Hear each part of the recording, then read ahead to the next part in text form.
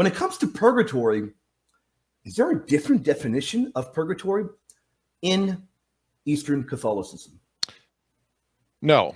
But here's the thing. In Eastern Christianity in general, the term itself is typically avoided. Right. So the word is not used, but the core belief is pretty much the same between East and West, the core belief. The problem is many people in the East dramatically misunderstand the Catholic understanding of purgatory, and they think the Catholics believe things they don't actually believe about it. Yeah. And I have noticed that very often, Father, and I've got to be very clear. To be fair to my not only Eastern Catholic brothers and sisters, Eastern Orthodox as well, to be fair to them, when they've come to me and dialogued with me, a lot of the times they do present things that I even hear at Catholic churches from the pulpit, unfortunately, which a lot of the time do seem to be incorrect when it comes to Catholic theology.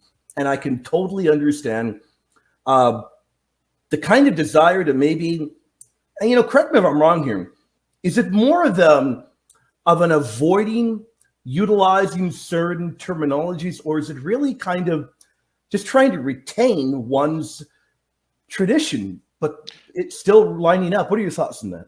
I think from an Eastern perspective, it's about retaining one's tradition. Yeah.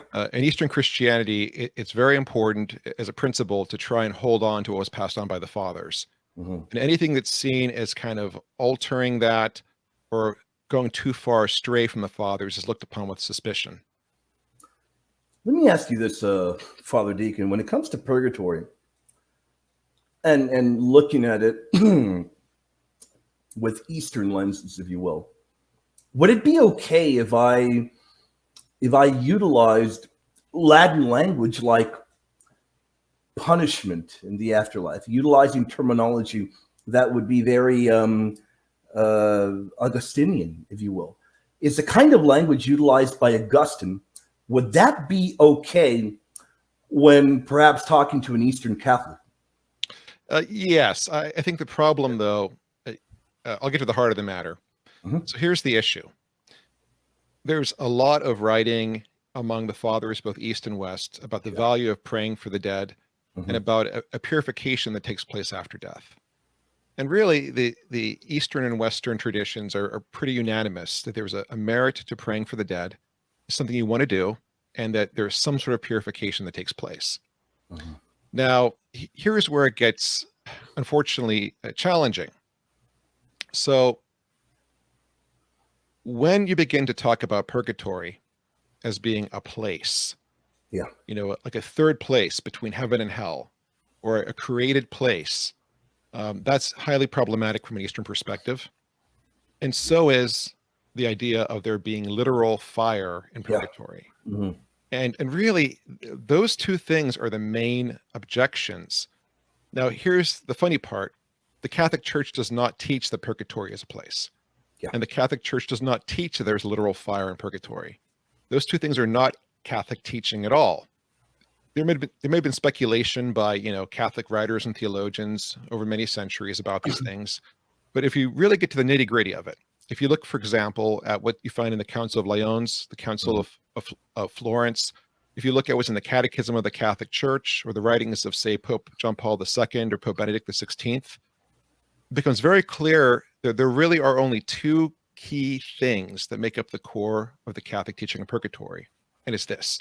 Number one, praying for the dead is helpful. It helps the souls that are dead. And number two, there is a purification that takes place after death, in a sense that between the time we die and we're with God in heaven, something has to change in us. And again, that goes to the idea that in Christianity, we are truly transformed by God. It's not just that we're declared righteous, but we're left being a dunghill covered in snow, to use that language, but God actually changes us and transforms us. So something has to happen between the time we die and the time we're in the presence of God to bring about that transformation. Call it purgatory, call it whatever, but there has to be a change that takes place. So, if you look at the Catechism, if you look at those councils that I mentioned, if you look at those popes that I mentioned, the two main things that come out is there's some sort of purification, some sort of change, is really a state of being more so than a place. And secondly, that we pray for the dead. That's it. Those two things are the core of Catholic teaching. Anything else is a speculation or useful theory. So if you look at the Orthodox objections, especially to purgatory, they're almost always objecting to those two things, which really Catholics do not believe.